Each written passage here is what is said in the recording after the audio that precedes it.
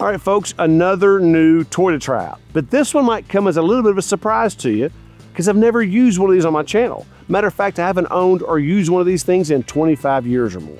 A company called Monument Grills reached out to me and asked me to try out their new gas grill. Well, I explained to them I haven't owned or used a gas grill in probably 20, 25 years. And they said, that's perfect. You're the perfect candidate for this. This grill is designed for starter families, folks who don't normally use gas grills or have never used one before. I said, okay, sounds okay. Not sure though. They said, well, I'll tell you what, they'll send me the grill and cover my production costs. And I said, okay, you're on. Now this grill is the Mesa II series, the 415BZ.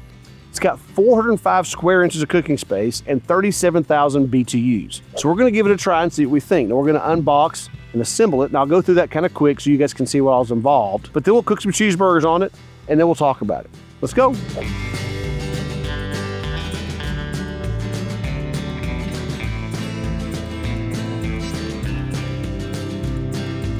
Okay, there's a whole lot of screws on here, guys, that are already in place. What we're gonna do is unscrew them a little bit and slide this piece on, then screw them back down, which is super nice because you don't have to worry about keeping up with screws all over the place.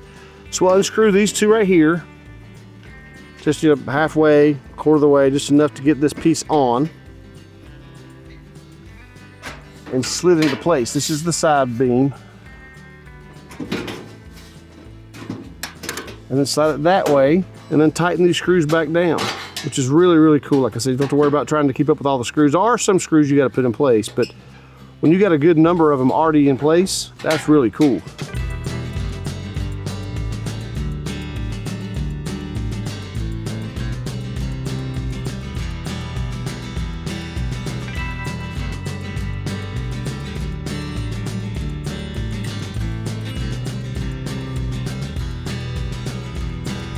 All right, folks, I wanted to stop here real quick and show you that this is the hardware container. That's it. That's all the hardware that you need to actually apply that's not already attached to the grill. Super easy. Man, I love it so far. It's been great, easy to put together.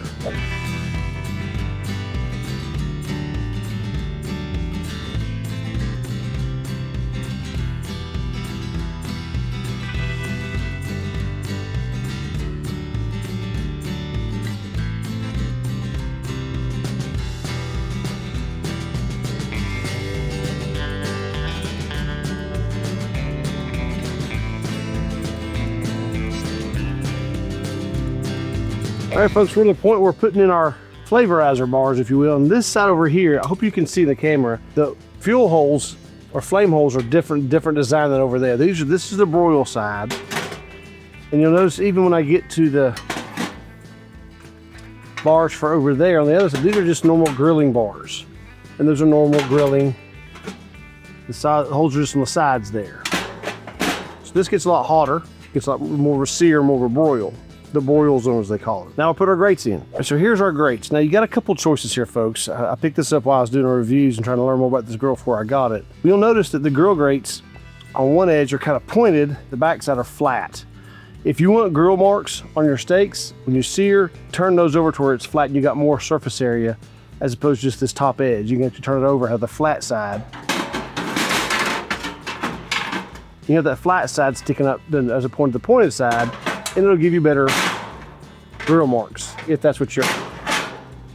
I can't remember who I saw did that. I'm sorry, I'd give credit to whoever it was, but not me, but somebody else I saw do that and made reference to that. Pretty cool. So you can do it either way. I think if you have it the pointed side up, the grease and stuff will run off better and drip down to the bottom where the drip pan is. But if you want sear marks, turn them over like this and you get wider bars.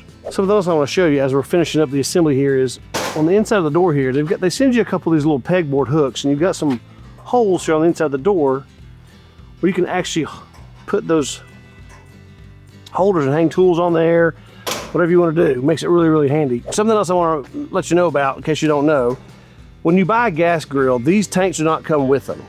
So you can either buy one and have it filled at a gas place, or you can just get one from one of those places at the gas station has these, these cases outside you can get one from. The first one will cost you more, but then when you're swapping out, all it does is cost you for the gas. So a little less expensive the more often you go. But this goes underneath here in that little hole right down there. Luckily I have a Blackstone, which is why I have a gas tank here. I had to get off my Blackstone just to bring it out here and do this. But Works perfect, so the exact same thing, so no big deal. Now I'll just take my gas line and screw it into that gas tank right there. Now I'll turn the gas on. When I do that, we'll be fueled up and we'll fire the grill up. So I've got the gas turned on. Let's try these knobs and see if they work. I don't know if you can hear it or not. I'll tell you if it starts or not. Oh yeah, it fired right up. I hope maybe you saw that flame there. Same there. Now we'll try the 2 broil zones. Oh yeah, definitely lit. Yeah, man, all 4 fired right up. That's awesome. So we are ready to try our new gas grill out, and I'll tell you about the assembly here in just a second. All right, y'all, I got the grill assembled, and I tell you, it was probably the easiest grill I've ever put together. And I kept thinking the whole time who Monument intended this grill for, which was a starter family. And you don't want a starter family to have trouble putting it together before they could even use it. Well, they will not with this thing. I'll tell you what, step-by-step, spot-on instructions, super simple. I was very impressed with that. Now, there were some parts left over, but they're labeled as such. They're spare parts, labeled as spare parts, which is huge because usually I wind up with a screw in my hand going, where's that screw supposed to go? You know what I'm talking about, I know you do. But this thing's fantastic so far. I've been very impressed. It's stainless steel, well built. The burner's fired right up first try, even the outside side burner fired right up. Now, I've not cooked on it yet, of course. We'll do that here in a little bit. We're gonna do some cheeseburgers. I thought, that's probably the first thing that a family would do, would be cheeseburgers. That's what we're gonna do. Let's see how it goes. All right, y'all, the first thing I wanna do is do a burn off on the gas grill. I've not done that yet. So I'm gonna turn every knob to full blast. Of course, open the lid first. Turn every knob to full blast. Once it gets lit, I'll then shut the lid and let it burn for 20 or 30 minutes to burn off all the dust or debris and any oils, that kind of stuff that are there from the manufacturing. So that'll take care of that. So we'll go ahead and do that now. We'll fire up every one of these knobs to full blast. Boom, that's lit. Lit. Lit. And lit. So now I know those are lit well. I'll go ahead and let them burn 20, 30 minutes, and I'll come back whenever we're ready to put the burgers on. See you in a bit. I want to show you real quickly how fast this thing got up to it's over 600 degrees now in about 10 minutes. I know I'm burning all 4 burners, and it's a somewhat small chamber, but my gosh, 10 minutes, it's already 600 degrees. I'm very impressed with that. Now, it's also got a smell to it. It's got that smell where it's burning off the, dust, debris, some oils, that kind of stuff, which I'm glad it has that smell. It means it's working.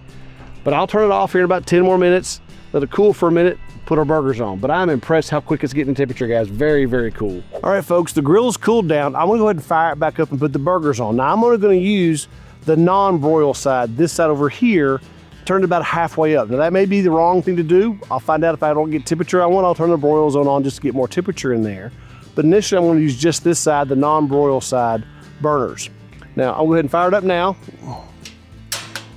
There's turn it on. I'll turn it to halfway, which is about, I don't know, say 8 o'clock or so on the dial, right about there.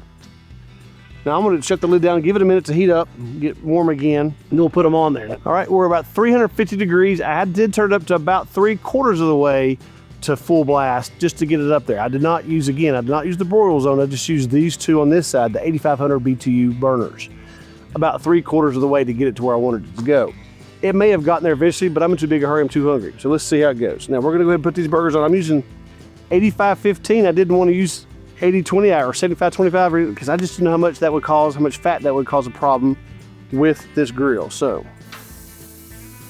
good sizzle there. Good sizzle there.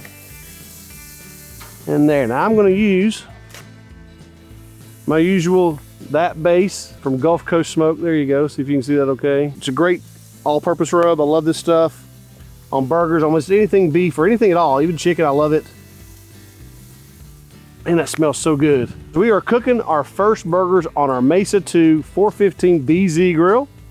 See how they go. We'll hang out here for a minute, see what happens. It's been about 3, 4, 5 minutes. We'll open the lid back up. I'm gonna check to see if I can get underneath these to flip them if I wanna flip them. Wow. Okay, great, not sticking at all. Man, that's phenomenal. All right, good deal. They're not ready to flip, I don't believe. Nope, not ready yet. Put it back down, let it go a couple more minutes. We'll see when it's time to flip. I think it's time to flip them. We'll give them a look here and see. Yeah. Oh yeah, looking really good.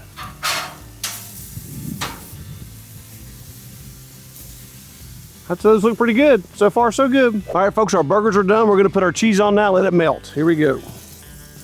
All right, folks, our burgers are done. Let's go ahead and build one and see how we did. All right, I'm gonna use my toasted bun here. As you can see, I got a toasted bun that I made. Put a little bit of mayonnaise on it. I'm a mayonnaise guy. Quite a bit of mayonnaise for that matter. A little bit of lettuce. A little burger on top of that. Look at that, guys. That looks really good, doesn't it? Put it onto our burger here. Put our tomato slice on top.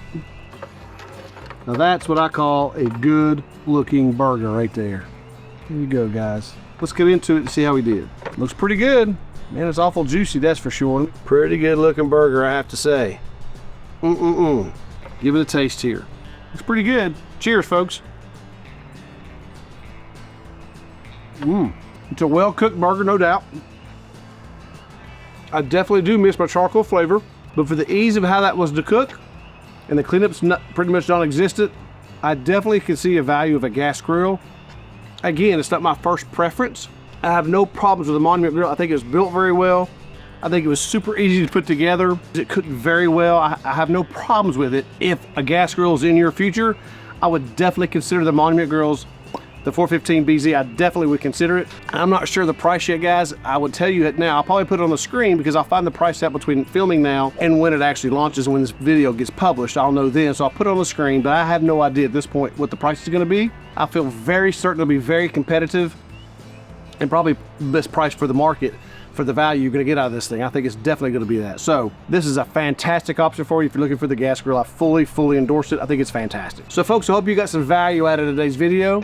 Please hit the like button. And if you would, subscribe to our channel. We'd greatly appreciate that. Until next time, I'll meet you at the smoker.